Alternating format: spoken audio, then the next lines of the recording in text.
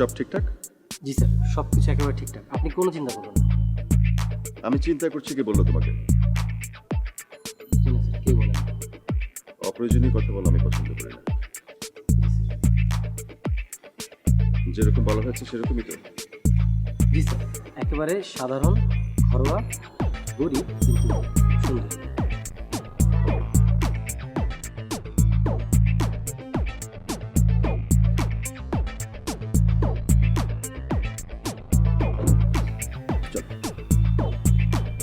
তুমি এখানে কেন? জি, উনি বললেন এখানে থাকতে।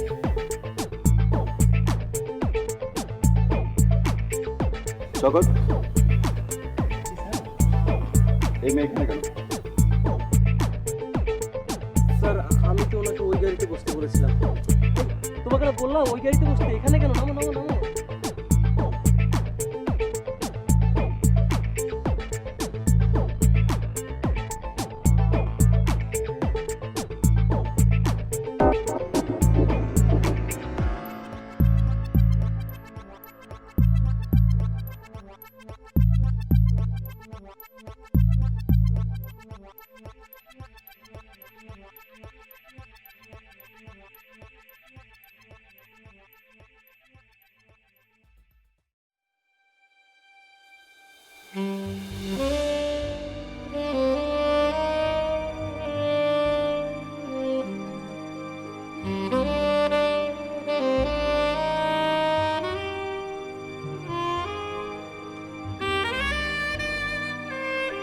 Hello hello hello.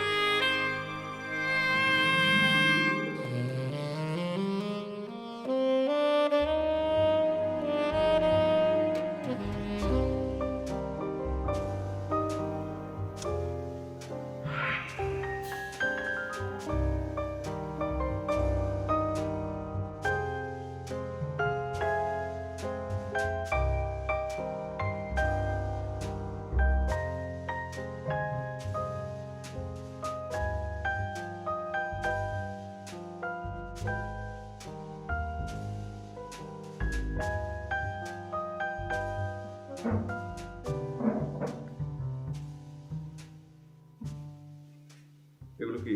স্যার দুপুরে খাবার। দুটো প্লেট কেন? স্যার একটা ম্যাডামের একটা আপনার। তুমি নতুন এখানে? জি স্যার। যাও, ওই মেয়েটার খাবার ওর ঘরে দিয়ে আসো। জি sir.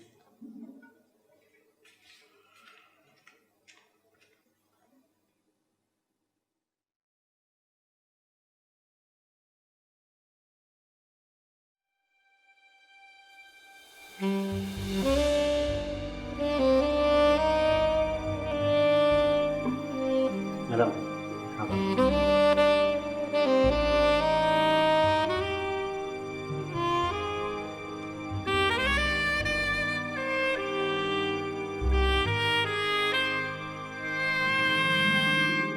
No no, I don't understand. গত 3 বছর ধরে আমি এই প্রজেক্টের পেছনে রয়েছি, রাইট? যা চাওয়া হয়েছে, যেভাবে চাওয়া হয়েছে, আমি সবকিছু করেছি না? আমি সবকিছু প্রোভাইড করেছি না? আজকে সকাল থেকে আমি ওয়েট করছি, যেভাবে যেরকম বলা হয়েছে আমি ঠিক সেরকম অ্যারেঞ্জমেন্ট রেখেছি। আর এখন উনি বলছেন যে আসতে পারবেন না, তার মানে কি? তার মানে আমার প্রজেক্টটা হাতছাড়া হয়ে যেতে পারে, তাই না? আমি বুঝলাম ওনার অসুবিধা হয়েছে, তো সেটা আমাকে সকালে জানাতে পারতেন না? বোর্ড মিটিং 2-1 দিনের মধ্যে, এখন এসব মানে কি? হ্যাঁ,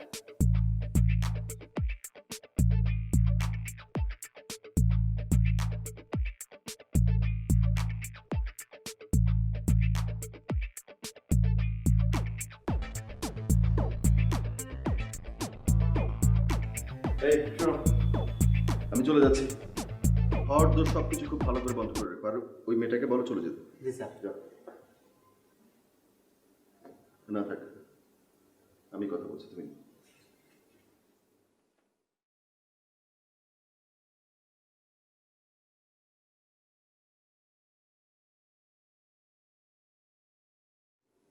আজকে আপনি চলে যান, আজকে আর আপনার দরকার নেই।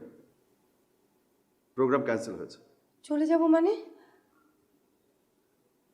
একা যেতে পারবেন নাকি এগিয়ে দিতে হবে? যার আসার কথা ছিল উনি আসবেন না? আজকে আসবেন না। তাহলে কবে? কালকে?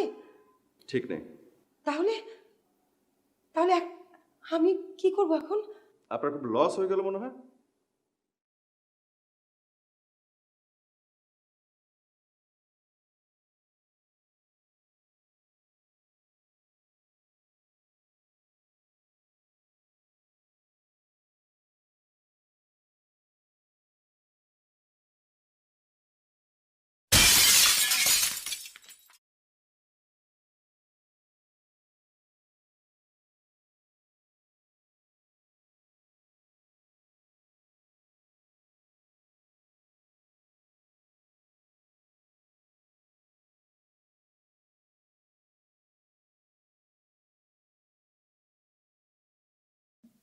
আমাদের ব্রাঞ্চটা ঢাকার বাইরে, আপনার পোস্টিং ওখানেই হবে। আপনার কোনো অসুবিধা আছে? জি না স্যার, অসুবিধা নেই কেন? আমার একটা চাকরি দরকারি। আমি জিজ্ঞেস করেছি, আমাকে বলেন অসুবিধা নেই কেন? আমার একটা যে কোনো চাকরি দরকার। জানাতে জান।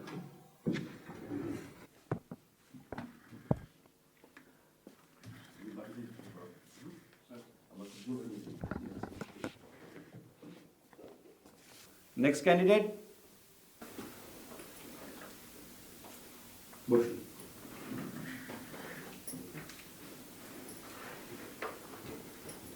আসসালামু আলাইকুম। ওয়ালাইকুম আসসালাম।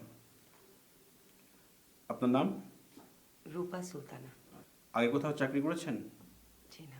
এক্সকিউজ মি, মোবাইলটা রেখে গেছেন।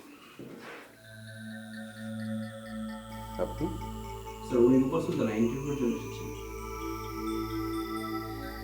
চাকরি চান? জি। আপনার মতো মেয়ে চাকরি অবস্থা হবে না। যান।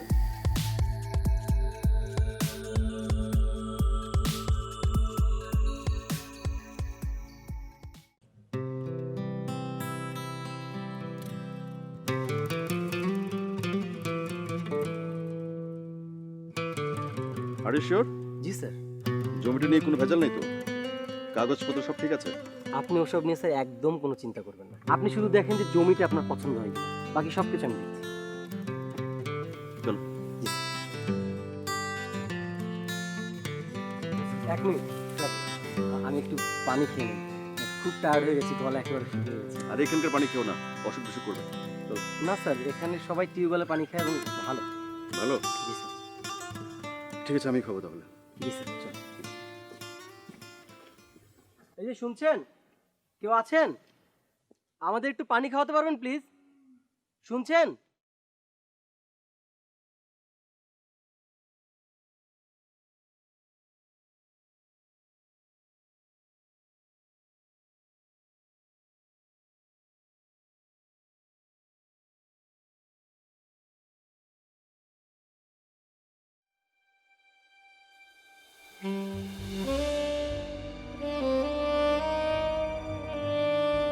আশ্চর্য, পানি খেতে চাইলাম তো।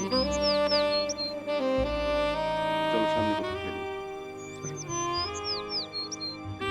এটি শুনেন, এই পানি আমি স্পর্শ করি নাই, আপনি খেতে পারেন।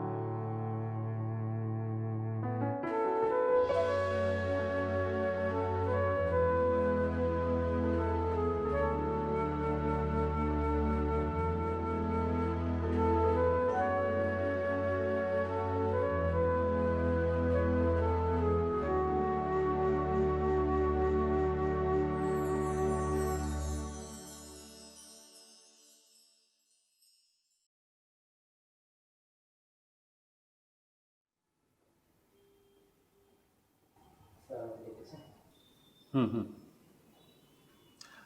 আচ্ছা, ওই ওই ওই মেয়েটা, ওই যে হায়দার সাহেবের জন্য যে আনা হলো না সেদিন, ওই মেয়েটাকে কি আবার পাওয়া যাবে? জি স্যার, অবশ্যই পাওয়া যাবে। মানে হায়দার সাহেব কি আবার আসবেন? কবে আসবেন? হ্যাঁ, বলছে আসবে 2-1 দিনের মধ্যে পাওয়া যাবে। জি স্যার, আমি সব ব্যবস্থা করে ফেলছি। ওকে।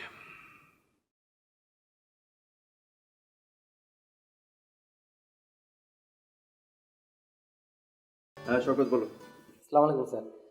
স্যার, মেয়েটাকে কবে লাগবে? মানে হায়দার সাহেব কবে আসবেন? ডেট ঠিক হয়েছে? কাল। জি স্যার, আমি সব ব্যবস্থা করে ফেলছি স্যার। স্যার, আরও অনেক ভালো মেয়ে আছে স্যার। কেন, ওই মেয়েটির কি হয়েছে? জি স্যার, ও নাকি আসবে না। তাতে কি, মেয়েদের কি অভাব আছে নাকি? মেয়েটা কি বলেছে? বললো ওর নাকি টাকার দরকার নেই। মানে ওর টাকার দরকার না থাকতে পারে, তাতে কি আরো কত মানুষের দরকার আছে না? তোমাকে আগেও বলেছি অপ্রয়োজনীয় কথা না বলতে। এখনই কাউকে ঠিক করার দরকার নেই, আমি পরে তোমাকে জানাবো। ওকে। তোকে নিয়ে তো আশা ছেড়েই দিয়েছিলাম, বাট এখন দেখছি শেষ পর্যন্ত তুইও লাইনে আসছিস। ওই মেয়েটার ব্যাপারে তোর কৌতূহল দেখে আমি সত্যি খুব অবাক হচ্ছি। কৌতূহল না, আবার কৌতূহলও বলতে পারিস। আরে তুই তো জানিস যে আমি কীরকম ফ্যামিলি এনভায়রনমেন্টে বড় হয়েছে। সেখানে সবসময় আমাকে রিচ অ্যান্ড ফেমাস মানুষদের সঙ্গে উঠা বসা করতে হয়েছে। বোল্ড অ্যান্ড বিউটিফুলদের ছড়াছড়ি ছিল আমার চারপাশে, কিন্তু সুন্দরী মেয়েরা কখনো আমাকে সেভাবে অ্যাট্রাক্ট করতে পারেনি, শুধু একটা জিনিস ছাড়া। সুন্দর চোখ। হ্যাঁ, চোখ। মানুষের মুখ কথা বলার জন্য, কান শোনার জন্য, আর হাত হচ্ছে টাচ করার জন্য, টু হোল্ড। কিন্তু আনিস, আমার কাছে মনে হয় কি, মানুষের সবগুলো কাজ একসঙ্গে করতে পারে তার দুটো চোখ দিয়ে। You can talk, you can feel, touch and hold with your eyes. মেয়েটার চোখ খুব সুন্দর না? সুন্দর, হ্যাঁ, কিন্তু সেরকম যে খুব বড় ঘন সেরকম কিছু না। কিন্তু ওই চোখ দুটোতে অদ্ভুত এক গভীরতা, অদ্ভুত কষ্ট, একটা প্রশ্ন আছে। Anis, I want to know her. আমি মেয়েটির সম্পর্কে জানতে চাই, সব কিছু জানতে চাই। বিশেষ করে ওই মেয়েটির চোখে সে প্রশ্নটা কি। I want to know her.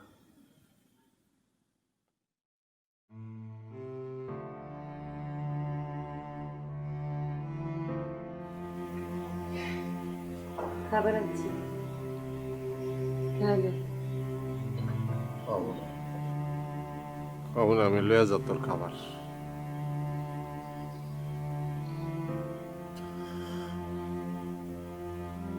ওই আর কতদিন আমার উপর ভর করে থাকবে? একটা মানুষ ধরে ভাগতে পারস না? কতদিন ভর করবি আর? ওই কথা কষ্ট খেয়েছে, বাপ ধরছে আমার লোকে, বাপ ধরছে। তোর বাপের আমি তার দাঁড়ি না, তোর বাপের ভাত আমার পায়ের লেগা, এই পায়ের লেগা তোরে আমি সহ্য করতেছি। তাহলে কবে তোরে লাত্তি মেরে আমি খেদাই দিতাম। বাপের কোনো সীমা নাই, খেদাই দিতাম।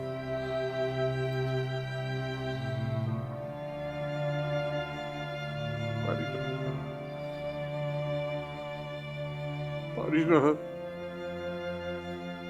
পারি না, পারি না।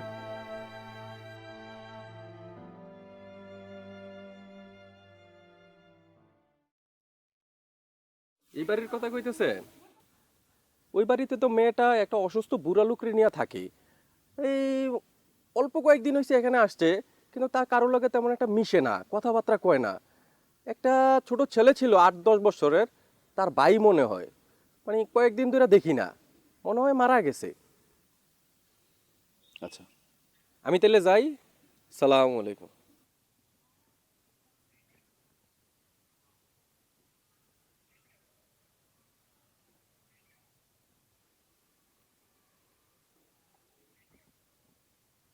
আমার মতন একজন মানুষের খোঁজ নিতেছিলেন আপনি? জি। কেন জানতে পারি? ওই দিনের পর আপনাকে আরেকদিন খবর দেওয়া হয়েছিল, আপনি জাননি। আপনাকে বলা হয়েছিল কাজটা খুব জরুরি, মানি ইজ নো প্রবলেম, কিন্তু আপনি বলেছিলেন আপনার টাকার কোনো প্রয়োজন নেই। পৃথিবীতে এমন কেউ কি আছে যার টাকার দরকার নেই? আপনি এই কথা বলার জন্য তো এত দূর আসেন। প্রশ্নটা তো আরেকটা, সেটা বলুন। আপনি ও ধরনের মেয়ে না।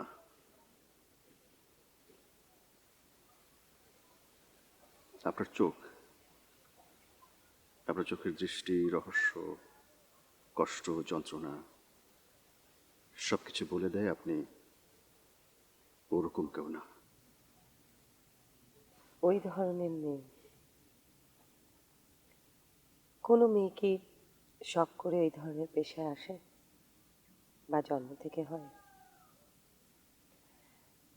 মেয়েরা এই ধরনের পেশায় আসে প্রয়োজনে অথবা ফাঁদে পড়ে।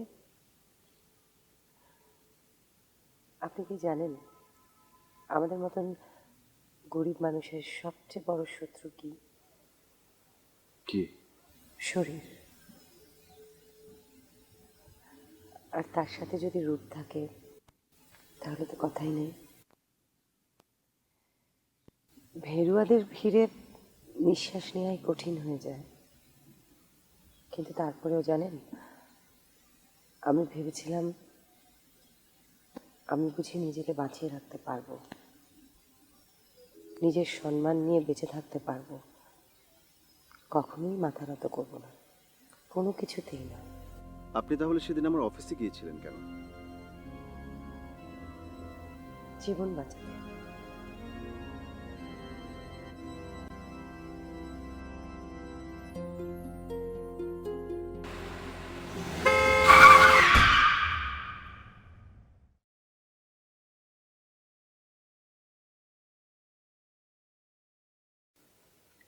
ওই ছোট্ট দুটো পার উপরে সম্পূর্ণ একটা গাড়ি। ডাক্তার বলেছিলেন অপারেশন করতে হবে, অনেক টাকার প্রয়োজন। আমি কোথায় পাবো এত টাকা? কিভাবে বলেন? আমার ছোট ভাইটা সবসময় বলতো, আপা আমি বড় হলে তোমার সব কষ্ট দূর করে দেব। আর আমি ওর কোনো কষ্ট দূর করতে পারবো না, আমি ওকে বাঁচাতে পারবো না। দরকার হলে আমি আমার সব কিছু দিয়ে, প্রয়োজন হলে এই শরীরটাও। পেরেছিলেন আপনার ভাইকে বাঁচাতে? আপনি সেদিন জানিয়েছিলেন ভদ্রলোকটি আর আজকে আসবেন না। কথাটা শুনে আমি চিৎকার করে উঠেছিলাম, আর আপনি তখন বলেছিলেন আপনার অনেক লস হয়ে গেল, তাই না? আমার আসলে অনেক লস হয়ে গেছিল সেদিন। আমার ভাইটা মারা গিয়েছিল। অপারেশনটা হলে হয়তো।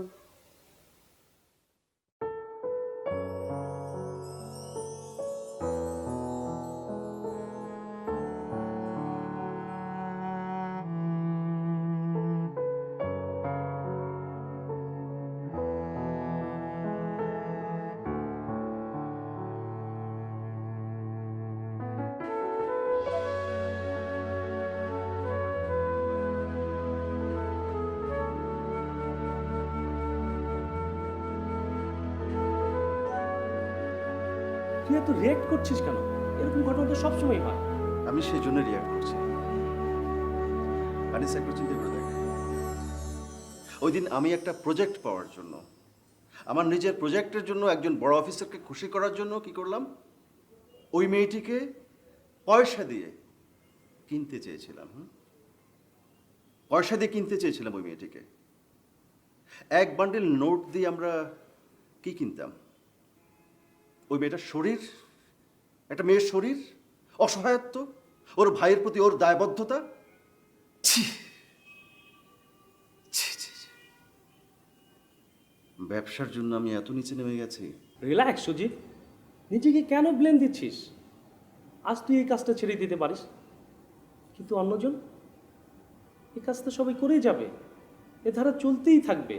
আনিস, সেদিন যদি হায়দার সাহেব আসতেন, ওই মিস্টার হায়দার আসতেন এবং উপটোকন হিসেবে আমরা যদি ওই মেয়েটিকে ওনার হাতে তুলে দিতাম, তাহলে উনি পেতেন মজা, ফান, আনন্দ, আমি পেতাম প্রজেক্ট, আর ওই মেয়েটি পেত টাকা। কিন্তু আমরা সবাই কি হারাতাম বলতে পারিস? দোস্ত, তোর এই কোশ্চেন তো আমার কাছে হয়তো আছে, হয়তো বা নেই, কিন্তু হয়তো এই কথাটা আমরা সবাই জানি, কিন্তু কেউ তা মানি না।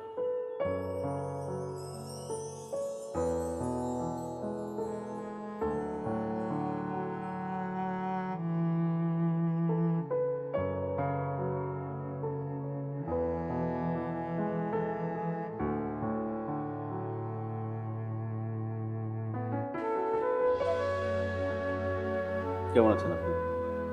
ভালো, আপনি? আমি ভালো নেই। ওই দিনের পর থেকে আমি ভালো নেই। আপনার কাছে কোনো ক্ষমা চাওয়া হয়নি, আর আপনি ক্ষমা না করা পর্যন্ত আমার ভালো থাকার কারণও নেই। আপনি তো আমার সাথে কোনো অন্যায় করেননি, মাফ চাইবার তো প্রশ্ন আসে না।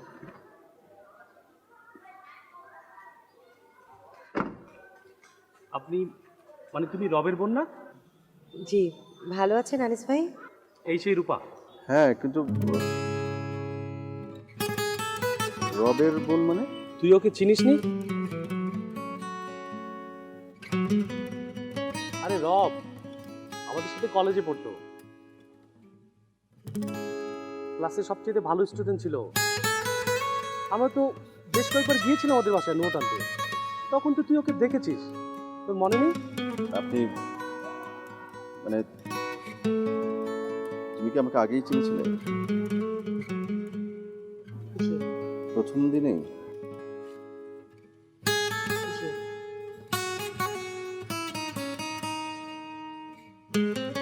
আমাকে পরিচয় দাওনি কেন? বাদ দিন না ওসব কথা। বলো, কেন পরিচয় দাওনি তুমি?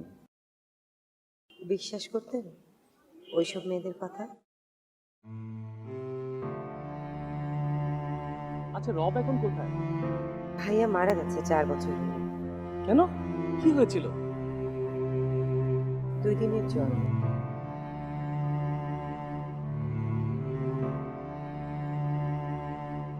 আর তোমার বাবা মা? মা নেই, বাবা আছে। আমি আজকে আসি, আমার একটু কাজ আছে। তুমি কালকে একবার আমার অফিসে আসতে পারো? আসি।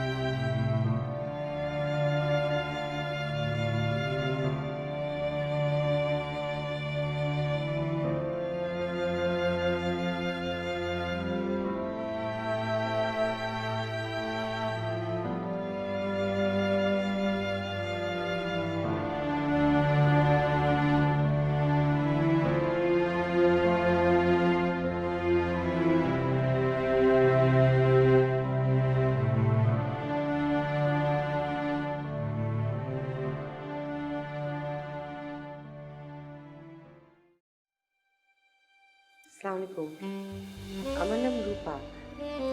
আমাকে সজীব সাহেব আজকে আসতে বলেছিলেন। ও আপনি রূপা, স্যার আপনার কথা আমাকে বলে দিয়েছেন। স্যার তো জরুরি কাজে বাইরে গিয়েছেন, আপনাকে বসতে বলেছেন। এখানে না ম্যাডাম, স্যার বলেছেন তার রুমে বসতে। চলুন।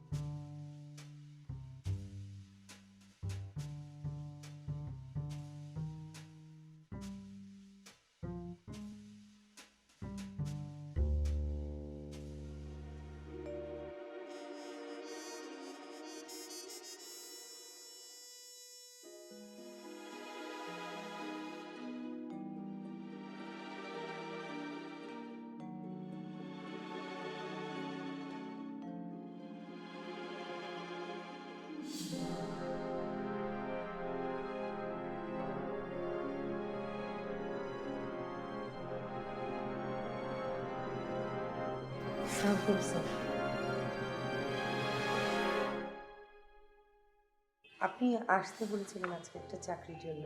চাকরির জন্য? ও হ্যাঁ হ্যাঁ, কিন্তু রূপা আমি তো এখন বেরিয়ে যাব, আমার জরুরি একটা মিটিং।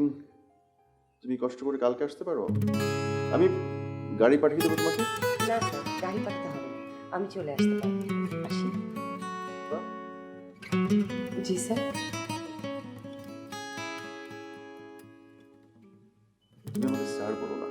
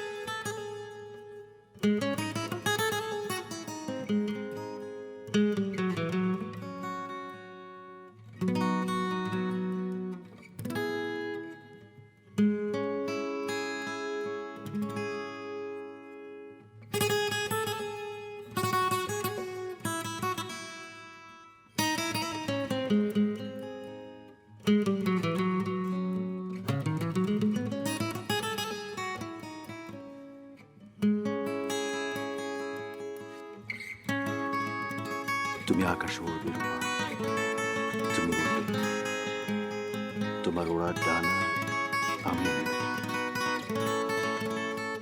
গাড়ি পাঠিয়েছি? আমি তো বলেছিলাম গাড়ির দরকার নেই, আমি নিজেই চলে আসবো। স্যার বলেছে জরুরি দরকার, এখনই যেতে হবে। ও, তাহলে আপনি একটু বসেন, আমি ভিতর থেকে আসি। জি আচ্ছা।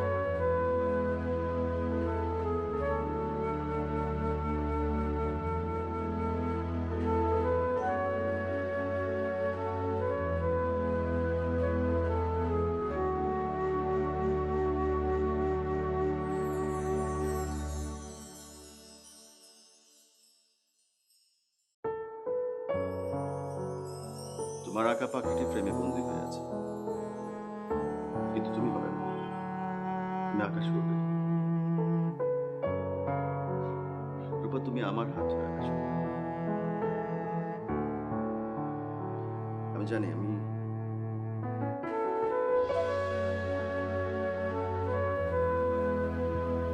আমি জানি প্রথম দিন তোমার প্রতি আমার ব্যবহার তোমাকে কষ্ট দিচ্ছে, এটাই স্বাভাবিক।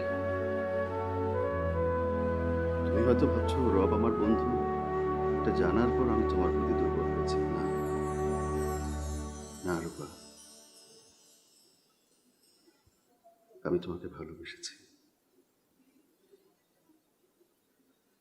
আমি ভালোবেসেছি তোমার চোখ,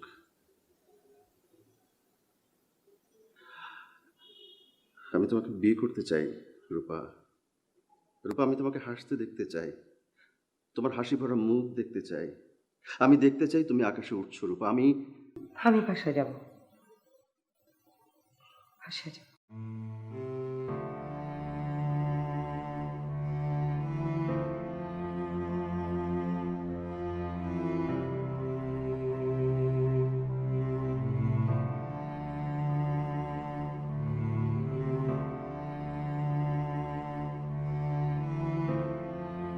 কি হয়েছে তোর?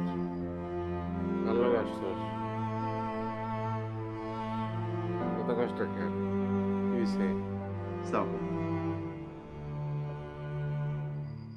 আমি সজীব আহমেদ। রব আমার বন্ধু ছিল। বসেন। জি, বসবো। আমাকে তুমি করে বলবে না প্লিজ। আমি এসেছি রূপার ব্যাপারে কথা বলার জন্য। রূপার বিষয়ে কি বলতে চাচ্ছেন? যা, সজীব সাহেব আমাকে একটা ভালো চাকরি দিতে চান।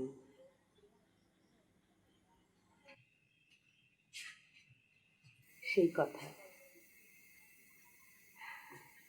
সজীব সাহেব, উনি আমার স্বামী।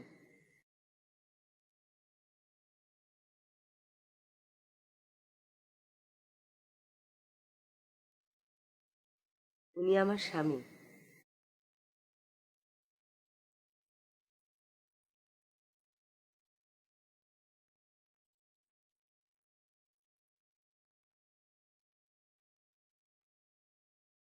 রূপা,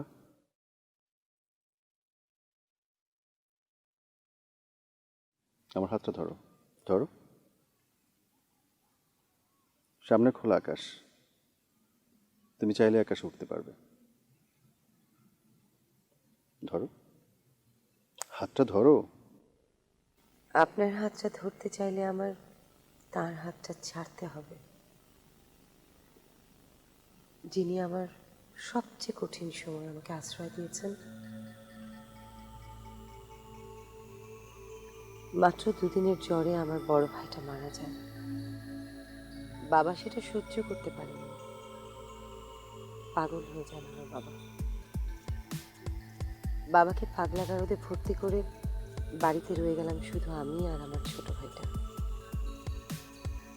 আপনাকে আমি আগেও বলেছি, আমাদের গরিব মেয়েদের সবচেয়ে বড় শত্রু হচ্ছে তাদের শরীর আর রূপ।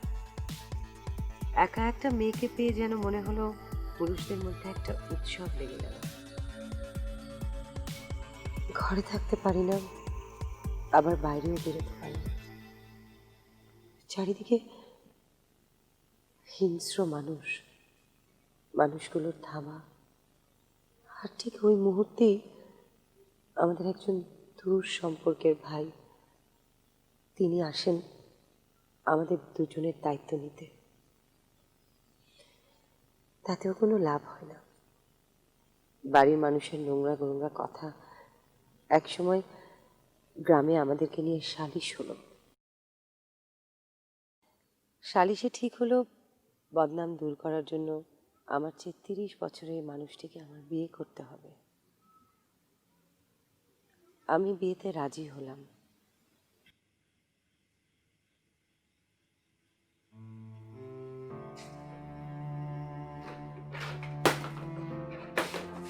আপনি রাখেন, না না বুবু তুমি তবা তবা তুই তো আর এখন আমার বুবু না তুই তো এখন আমার বুবু তবা তুই আমাকে মাফ করে দে আমি একজন ভীত মানুষ এত মানুষের ধমক ধমক আর শাসনের বিরুদ্ধে আমি লড়াই করতে পারি নাই বোন না না বোন না বোন না জানুস রূপা তুই যখন 3 বছর ছিল একদিন তোদের বাড়ি গিয়ে দেখি তুই পেয়ারা খাইতেছিস আমি তোর বললাম আমার দিবি তুই বললে দিব কিন্তু তুমি আমার কি দিবা আমি বললাম তোর বিয়ার সময় তোর মাথায় একটা মুকুট দিব মাফ করে দে বোন না না না বোন না বোন না বোন না আপনি এরকম করবেন না আমার এখন কোনো দুঃখ নেই আমি এখন নিশ্চিন্তে ঘুমাতে পারবো রসুনের মানুষ করতে পারবো কিন্তু তোর এই পাহাড় সমান জীবন তুই এই বুড়া মানুষের সাথে কেমনি পার করবি কেন জানেন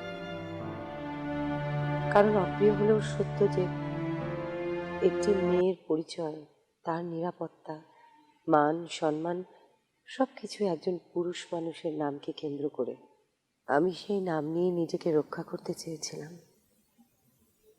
তাও পারলাম না প্রায় 3 বছর হলো উনি এক কঠিন রোগে ভুগছেন বিছানা থেকে উঠতে পারেন না কোনো কিছু করতে পারেন না দিন রাত আমাকে গালাগালি করেন আমি বুঝি আমাকে বোঝাতে চান যে কারো হাত ধরে আমি চলে যাই না কেন এগুলো সবই তার মুখের কথা আমি জানি উনি কতটা নির্ভরশীল আমার উপর আমি ওনার এই ভরসাটাকে নষ্ট করতে দিতে পারি না কখন রূপা তুমি শুধু ভরসা আর নির্ভরশীলতার কথা বলছো ভালোবাসার দরকার নেই তোমার একটা গোটা জীবন কাটিয়ে দেবে ভালোবাসা ছাড়া সজীব সাহেব আমরা মানুষ হিসেবে জন্ম হয়েছি একটা জীবন ভালোবাসা ছাড়া কাটিয়ে দিতে পারবো কিন্তু সম্পর্কগুলোর মধ্যে যদি বিশ্বাস নির্ভরশীলতা শ্রদ্ধা দায়িত্ব কর্তব্যগুলো ভুলে যাই তাহলে তো একটা পশু আর আমাদের মধ্যে কোনো পার্থক্যই রইল না না একটা পশু হয়ে কি বেঁচে থাকা যায় বলেন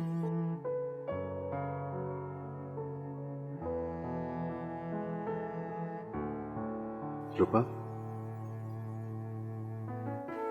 যাও যাও তুমি দায়িত্ব পালন করো আমি এখানে আছি আমি থাকবো আমার সব ভালোবাসা নিয়ে তোমার জন্য অপেক্ষা